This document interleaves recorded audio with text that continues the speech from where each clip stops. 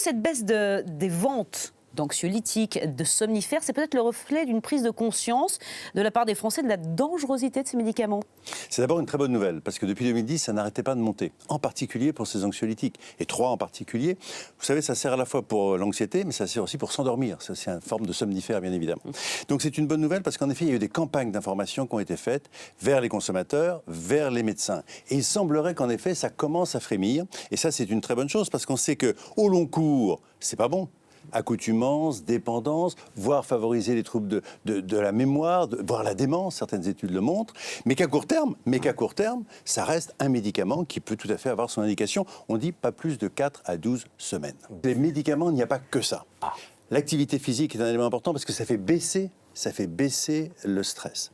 Deuxième élément, tout ce qui est nutrition.